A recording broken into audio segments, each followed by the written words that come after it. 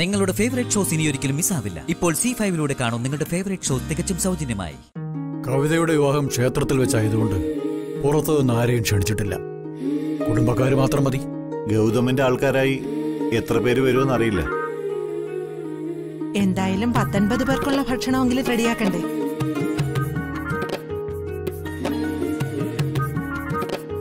അതിനുള്ള ഏർപ്പാടുകളൊക്കെ ചെയ്തു കഴിഞ്ഞു മുത്തശ്ശി. നമ്മൾ പറഞ്ഞ ഹോട്ടലിലാണോ? അതെ അതെ മുത്തശ്ശ. വിവാഹം നടക്കുന്ന ക്ഷേത്രത്തിന് അടുത്തുള്ള ഹോട്ടലല്ലേ? അതാ എല്ലാവർക്കും സൗകര്യം. ഒരുക്കങ്ങളൊക്കെ നല്ലതാ. പക്ഷേ കവിതയും ഗൗതവുമായിട്ടുള്ള വിവാഹം നടക്കാൻ പോകുന്നില്ല.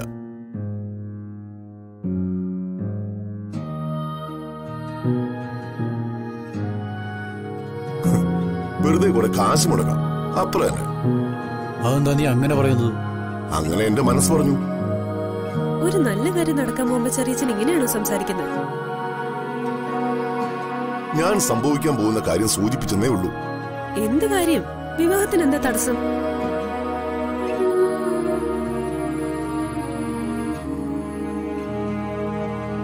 അല്ല, എന്തായാലും ചെറിയച്ഛൻ അക്കാര്യം ഞങ്ങളോട് തുറന്നു പറ, ഞങ്ങളോട് കേക്കട്ടെ. ആരെന്തൊക്കെ പറഞ്ഞാലും നാളെ ക്ഷേത്രത്തിൽ വെച്ച് ഇളയമ്മയുടെ വിവാഹം നടന്നിരിക്കും.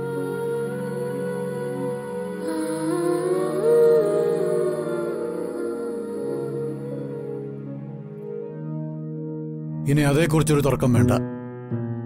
ചെറിയ ചടങ്ങേ ഉള്ളെങ്കിലും കവിതയുടെയും ഗൗതമന്റെയും വിവാഹം മംഗളമായി തന്നെ നടക്കട്ടെ.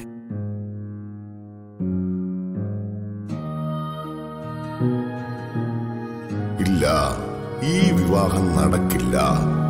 ലച്ചുവിന് ചില തീരുമാനങ്ങളൊക്കെ ഉണ്ട്. എന്തായാലും ഈ വിവാഹം മുടങ്ങും, അത് ഉറപ്പാ.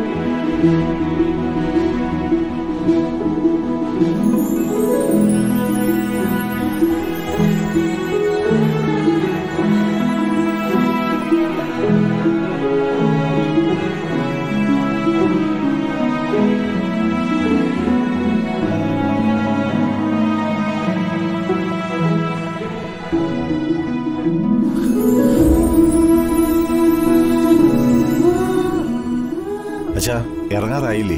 മുഹൂർത്തത്തിന് ഇനി സമയമുണ്ടല്ലോ. സമയമുണ്ട്, ഇരിക്കേ.